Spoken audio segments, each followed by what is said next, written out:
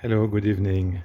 Today I had a talk with a friend, and he was asking me what was the experience and the conclusion about the different situation in Argentina, Zimbabwe, Venezuela, Sudan, and even Syria about the economical crisis. Well, first of all, the Lebanese currency is the third one, as I just explained, if we are looking since 2015, but it would probably be number one if we are looking since only 3 years.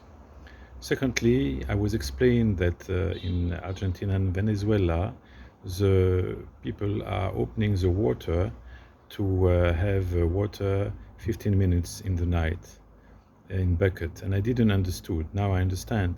There is only general electricity, national electricity for 15 minutes during the night only, not 2 or 3 hours. And so people are having water going through the pipelines and the pump. So 15 minutes of general electricity in the experience of other countries. In Venezuela, I was told the salary is $65, and the petrol, 1 liter of benzene is $3. Well, we are currently with salary of $150 maybe, and already the price of the liter is $1.15. So transportation is a cost, and so people are taking bus, are walking by feet, etc. There is also no more big brands in this country. It means that the big brands like McDonald's, Zara, H&M, etc., which are importing and paying in US dollar, have left the countries. So they are now local brands. A lot of things are missing. So if you want a shampoo, you don't have a choice. You have one or two shampoo, very basic shampoo. And there is special subsidies. One supermarket is selling 1 kilo of sugar per day per person. So there is queue, usually because it's very warm. There is queue from downstairs. And there is another supermarket, let's say, selling subsidized bread. And there is another one selling, let's say, subsidized oil. So if you want to buy subsidized product, you need to one supermarket, then to another supermarket, then to a third supermarket. That's the experience of these countries. Of course, the devaluation is very quick. There are usually two prices per day. People are increasing the price twice per day, looking at the black market. And of course, it is nearly impossible to import or to export dollars officially. So there is a capital control. So would it happen to Lebanon? I'm not saying that. I hope not. I strongly believe that a peace package should happen, which means, sorry to speak like that, peace with Israel, opening of the border, the sale of the gas and the petrol. Probably all the proceeds for the Lebanese state will be used to pay the debts, which would be already very, very good. The gold is anyway already collateralized as a guarantee for the Eurobond, $45 billion. So don't expect to see the gold. And probably the country will have to sell Casino du Liban, Middle East Airline, any assets which may have some value.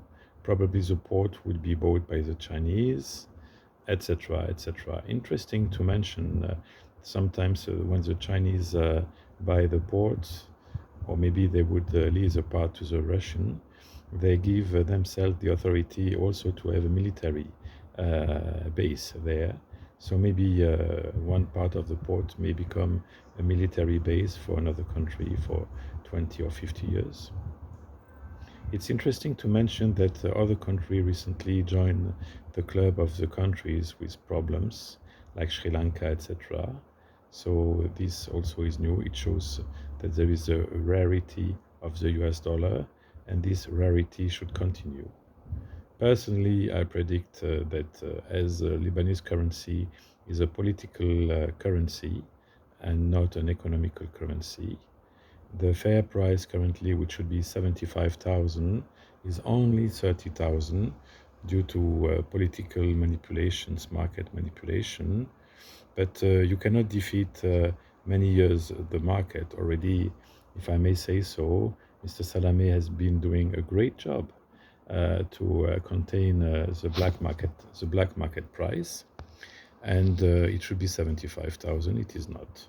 But I believe that you cannot contain the black market years over years, even if you freeze Lebanese lira in banks who are not delivering the lira.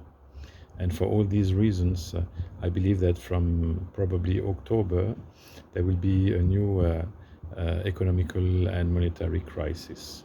Especially other countries have now also problem with recession, inflation, problem of oil, problem of transportation, problem of disruptions. For all these reasons, this would not help Lebanon, which would suffer even more. Also, I'd like to mention that problems and the devaluation went much more quickly with Lebanon than it happened with Argentina, Venezuela, Zimbabwe, Sudan. So it seems that the speed of problems in Lebanon is much quicker. Usually it goes by stage. So there is a problem, then it stop, then there is a problem, then it stop, then there is a problem, then it stop. So it's like a staircase. So I think we are in the stable staircase level, and we are going to jump once again. And usually, from what I see, every time we jump of 30 or 40%, so if we are nearly 30,000, it would mean that the next stage would be probably 40,000. I don't say we are going to reach immediately 50 or 75. No, I think it is a progression. I wish you